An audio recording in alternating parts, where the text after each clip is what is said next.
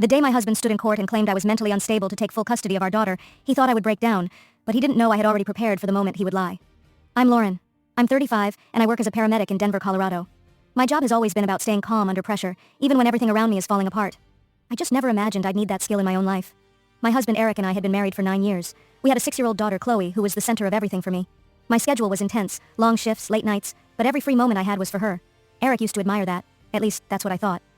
Over the past year, something changed. He became distant, quiet, always on his phone, always distracted. I assumed it was stress from work.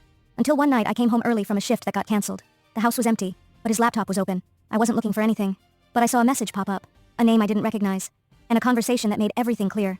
He wasn't just cheating, he was planning a new life. With her. There were messages about moving to another state, about starting fresh, about how Chloe would adapt eventually. That's when I realized something much worse. He wasn't planning to leave alone. He was planning to take our daughter with him. When I confronted him, he didn't deny it. He didn't apologize. He simply said that his lifestyle was more stable than mine, and that Chloe would be better off with him. That was the moment everything shifted. Because I understood this wasn't going to be emotional. It was going to be strategic. A week later, I was served custody papers. He was claiming I was emotionally unstable due to the stress of my job, that my schedule made me unreliable, that I wasn't fit to be the primary parent. Reading that felt unreal, like someone had taken my life and rewritten it completely. But instead of reacting, I did what I always do in a crisis. I prepared. I gathered everything. My work records showing consistent performance, psych evaluations required for my job, character references from supervisors, school reports showing my involvement in Chloe's life. But the real turning point came when I remembered something small. Eric had a habit of venting about me over voice notes to his friend. I had seen it happen before. And one night, while he was in the shower, his phone buzzed again. Another voice note. Curiosity turned into instinct. I played it. And what I heard changed everything. He wasn't worried about Chloe. He wasn't concerned about stability. He was frustrated that I had discovered his affair. He talked about how claiming I was unstable was the easiest way to win custody. How courts favor consistency. How my job could be used against me. It wasn't concern. It was a plan. I didn't tell him I had heard it. I saved it.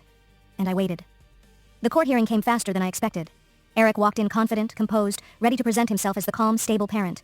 He spoke clearly, convincingly, about how my job affected my emotional state, about how Chloe needed routine, about how he could provide that. For a moment, it almost worked. Until it was my turn.